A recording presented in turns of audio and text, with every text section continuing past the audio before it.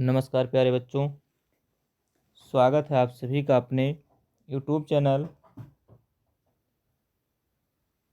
है ना, जो कि आपका परिवार भी है। चलिए, तो आज हम लोग शुरू करेंगे अपने इतिहास की कड़ी में क्लास 10 के इतिहास को लेकर के, है ना। पहला पार्ट है ना, कौन से पार्ट में पहले पार्ट हमारा हो गया था। आज हम दूसरा पार्ट पढ़ेंगे। इसमें कुछ इंपॉर्टेंट फैक्ट्स देखेंगे, कुछ भारत में हुए आंदोलनों को देखेंगे, जैसे अपने अवज्ञा आंदोलन देखेंगे, नमक यात्रा देखेंगे, है ना, और साइमन कमीशन। इन तीन को इस छोटे से टॉपिक में हम कवर करने का प्रयास करेंगे। तो सबसे पहले एक बेस्ट कोटेशन आपके लिए, है ना, एक बेस्ट कोटेशन आपके लिए, है ना, जो आपके हौसलों को बुलंद कर दे। क्या कर दे? बुलंद कर दे। कह रहा है, असफलता को ये डर को अपने सपनों के बीच की बाधा मत बनने दें। मतलब जो आपके अंदर का डर है कि सर हमारा पहला बोर्ड पेपर है, ऐसा ना हो कि हमारा पेपर गड़बड़ा जाए या हमारा पेपर गलत हो जाए, तो इस डर को हटा दीजिए। आप अपने आप पे विश्वास रखिए कि जो कुछ भी करेंगे हम सही करेंगे, बल्कि इस डर को अपने सफल होने के लिए प्रेरणा बनाएं, है ना। इस डर को कह दो कि आप हमें डरा क्यों रहे हो, है ना।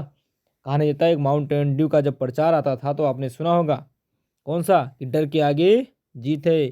तो मतलब हमें डर को नहीं देखना है, हमें क्या देखना है? जीत को देखना है। फिर क्या कह रहा है? सपनों को साकार करने का पहला कदम है कि खुद पर विश्वास करो।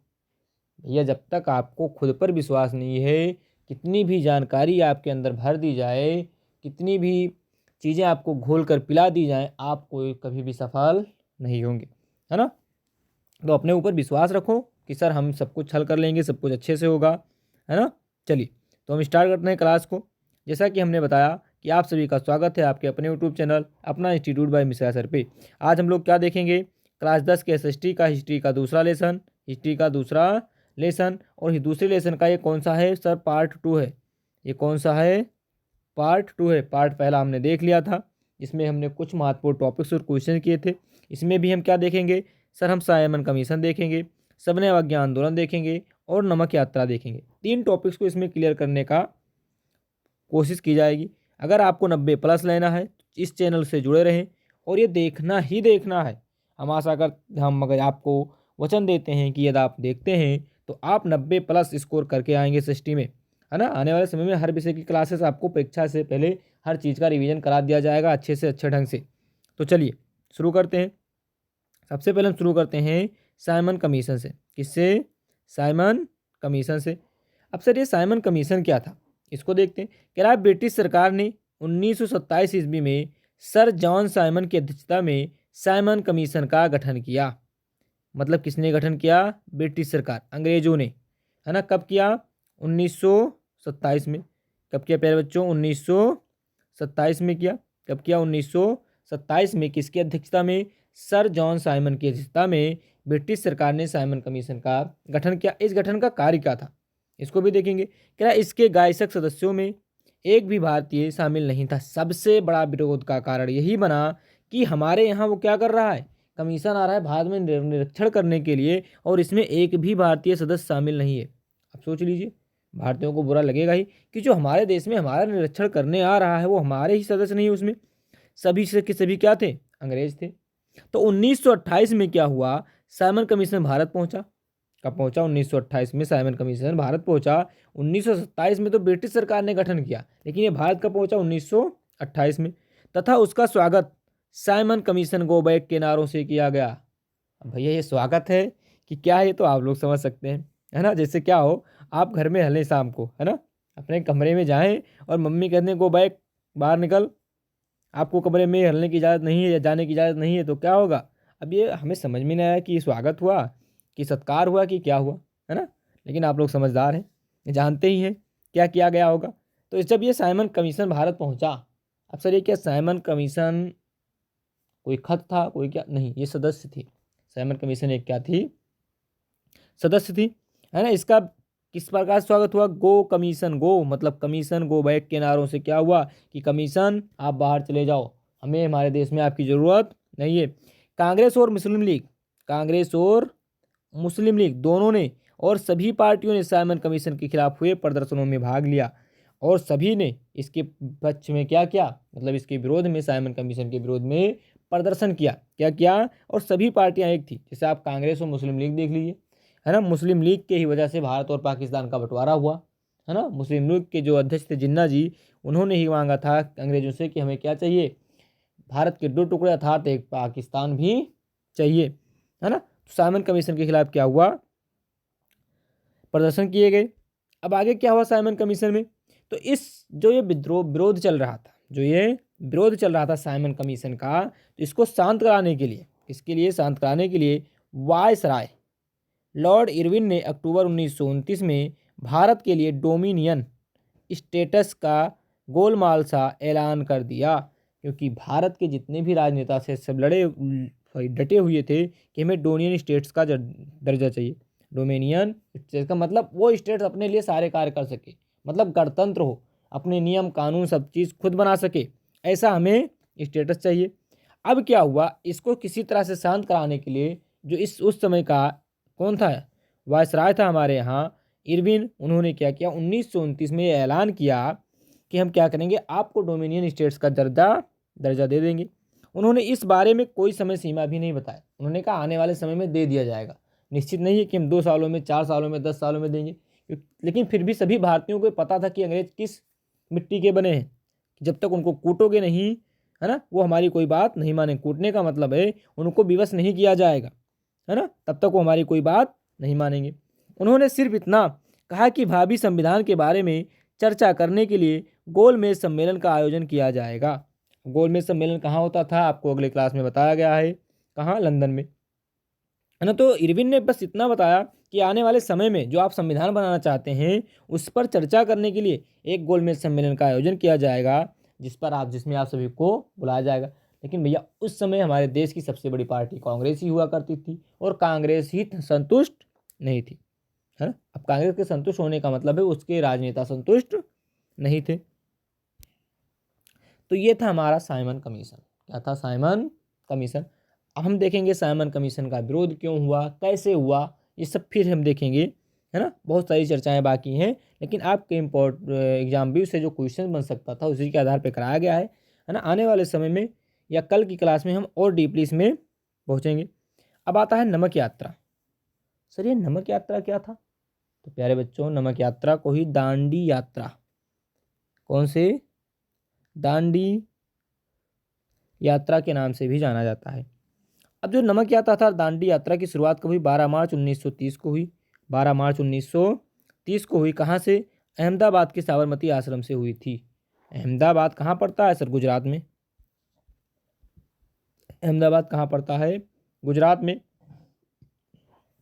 कहाँ पड़ता है? गुजरात में। और साबरमती आश्रम से की गई, है ना। गांधी जी के साथ उनके 78 अनुयायी थे। अनुयायी का मतलब उनके पीछे चलने वाले, उनका अनुसरण करने वाले। कितने? 78। 24 दिनों तक पैदल चलकर गांधी जी और उनके अनुयायी साबरमती से दांडी पहुंचे। इसे क्या कहा गया? दांडी यात्रा कहा गया। तो अगर आपसे क्वेश्चन पूछे कि दांडी यात्रा की शुरुआत कहाँ से हुई, तो सर गुजरात के अहमदाबाद में साबरमती आश्रम से हुई। और इसका दूसरा नाम क्या है? नमक यात्रा है। अब 24 दिन पैदल चला गया। कितने दिन? 24 दिन पैदल चला गया। और रास्ते में कई लोग उनके साथ जुड़े। मतलब महात्मा गांधी भैया विख्यात थे, है ना, प्रसिद्ध थे। आज भी महात्मा गांधी प्रसिद्ध हैं, है ना। तो उनके पीछे पीछे कई लोग जुड़ते चले गए। जैसे आप कोई अच्छा काम करो और लोग आपको पसंद करते हैं तो आपके पीछे जुड़ते रहेंगे, और कहीं आप अच्छा काम नहीं कर रहे हैं तो पीछे पीछे पीटते भी रहेंगे, है, दौड़ा दौड़ा के मारेंगे, है ना। तो वही कार्य था। गांधी जी अच्छा कार्य करे थे, सब लोग उनके पीछे जुड़ते जा रहे थे। 6 अप्रैल 1930 को गांधी जी ने प्रतीकात्मक रूप से नमक उठाकर कानून तोड़ा। क्या किया? उन्होंने नमक उठाया और कानून को तोड़ दिया। नमक उठाने का मतलब क्या है? नमक बनाया। क्या बनाया? नमक बनाया। चलिए आगे देखते हैं क्या है नमक यात्रा। कह रहा है गांधी जी ने इस यात्रा के जरिए अहिंसक समज्ञा आंदोलन का प्रदर्शन किया, है ना। कौन सा? समन्वय अवज्ञा आंदोलन का क्या किया गया? प्रदर्शन किया गया अहिंसक रूप से। इस यात्रा के बाद लाखों भारतीयों ने नमक कानून के खिलाफ बड़े पैमाने पर सबने अवज्ञा की। मतलब किसके आधार पर? नमक कर के आधार पर, है ना। नमक कानून क्या था कि जो ब्रिटिशों ने कहा था कि अब नमक बनाने पर भी क्या लगाया जाएगा? टैक्स लगाया जाएगा, और भारतीयों को ज़्यादा टैक्स देना पड़ेगा, है ना। तो सभी लोग इसके खिलाफ क्या हो गए? जुड़ पड़े, और सभी ने अवज्ञा की। सॉरी बच्चों। कह रहा नमक एक ऐसा प्रतीक था जिससे हर व्यक्ति से जोड़ा जा सकता था। भैया नमक आज भी अगर आपसे कहा जाए कि आप भारत के नमक खाते हैं तो आप ये करना होगा, तो भैया भारत में रह रहे हो तो भारत का नमक तो खाते ही हो, है ना। तो नमक एक ऐसा प्रतीक था जिसको हर व्यक्ति से जोड़ा जा सकता था, क्योंकि नमक हर व्यक्ति खाता था और हर तबके का आदमी इसमें क्या है, समान रूप से जुड़ा हुआ था, है ना। चाहे हिंदू हो, चाहे मुसलमान हो, चाहे जो जिस प्रकार का, चाहे जो कास्ट हो, चाहे जो धर्म हो, सभी लोग नमक से जुड़े हुए थे। तो ये था नमक यात्रा। फिर आता है सबने अवज्ञा आंदोलन की सीमाएं, है ना। सबने अवज्ञा आंदोलन भी पढ़ेंगे हम। सबने अवज्ञा आंदोलन की पहले सीमा देख लेते हैं, दोनों देख लेते हैं, क्या दिक्कत है। थोड़ा स्लाइड लगता है आगे पीछे हो गया है। कह रहा है सबने अवज्ञा आंदोलन शुरू हुआ उस समय समुदायों के बीच संदेह और अविश्वास का माहौल बना हुआ था। क्या था, सबने अवज्ञा आंदोलन जब शुरू किया गया तो उस समय क्या हुआ, बताएंगे आप लोग? चलिए बताइए, सबने अवज्ञा आंदोलन क्या था, कोई बता सकता है ना। कमेंट में जरूर बताएं कि सबने अवज्ञा आंदोलन क्या था। सर सबने अवज्ञा आंदोलन क्या था। अब सर ये सबने अवज्ञा आंदोलन जब चल रहा था तो उस समय समुदायों के बीच, मतलब जो विभिन्न प्रकार के समुदाय थे उनके बीच क्या था, विभिन्न प्रकार के मतभेद और अविश्वास का माहौल बना हुआ था। विभिन्न प्रकार के मत और अविश्वास का माहौल बना हुआ था। क्या था, बना हुआ था। कांग्रेस से कटे हुए मुसलमानों का एक तबका किसी संयुक्त संघर्ष के लिए तैयार नहीं था। अब जो कांग्रेस से जो क्या हुआ था, मुसलमान का एक टुकड़ी कट चुकी थी, मतलब वो कांग्रेस का समर्थन नहीं कर रही थी, वो अलग ही संघर्ष में जा रही थी, वो इस संघर्ष के लिए तैयार ही नहीं थी, वो इस संघर्ष के लिए तैयार ही नहीं थी, है ना, है ना। अब आगे क्या हुआ, चलिए सॉरी बच्चों। कह रहा है भारत के विभिन्न धार्मिक नेताओं और जाति समूहों के नेताओं ने अपनी अपनी मांगें शुरू कर दी, जिससे सबने अवज्ञा आंदोलन के प्रति इन्होंने कोई खास रुचि नहीं दिखाई। अब भैया सबने अवज्ञा आंदोलन चल रहा था, लेकिन अब सबकी मांगें अलग अलग हो गई, सब एक दूसरे से अलग होने लगे, है ना। कोई चीज़ें कुछ कार्य ही नहीं कर रही थी, है ना।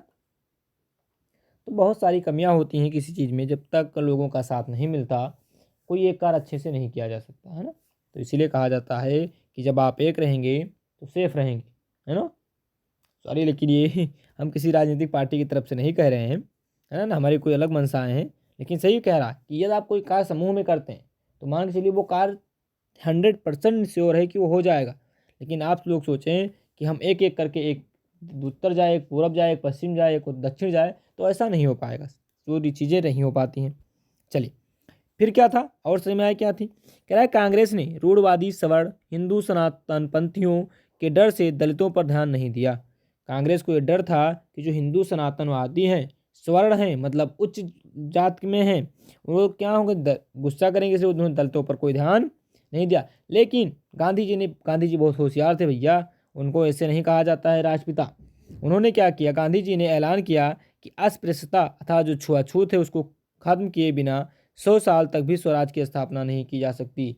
गांधी जी ने कहा है ऐसे ही छुआछूत चलता रहा तो हम अपने आप को स्वराज नहीं प्राप्त कर सकते, क्योंकि जब तक छुआछूत का अंत नहीं होगा, लोग एक नहीं होंगे, और जब लोग एक नहीं होंगे तो हम देश को आज़ाद नहीं करा पाएंगे।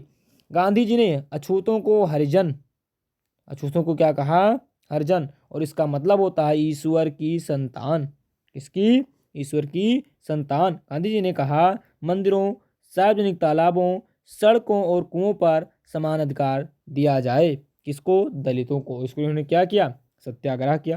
क्या किया, सत्याग्रह किया, है ना। तो आशा करते हैं इतनी चीज़ें आपको समझ में आई होंगी, है ना। नहीं समझ में आएंगी एक बार वीडियो को 2 के स्पीड में आप देख लीजिएगा, है ना, पुनः देख लीजिएगा, आपको सारी चीज़ें याद हो जाएंगी, है ना। तो चलिए अब मिलते हैं अगले क्लास में। यदि आपको वीडियो अच्छा लगे तो लोगों को तक या अपने दोस्तों तक ज़रूर शेयर करें, चैनल को सब्सक्राइब करें और लाइक ज़रूर करें, क्योंकि जब आप लाइक करते हैं तो यूट्यूब को पता होता है कि ये कंटेंट अच्छा है, इसको हमें सभी तक पहुंचाना है ना। तो आप लोग इतना कर सकते हैं। देखने के लिए आपका धन्यवाद, और मिलते हैं फिर अगले क्लास में और भी इम्पोर्टेंट फैक्ट और क्वेश्चंस के साथ। तब तक के लिए आपका धन्यवाद। जय हिंद।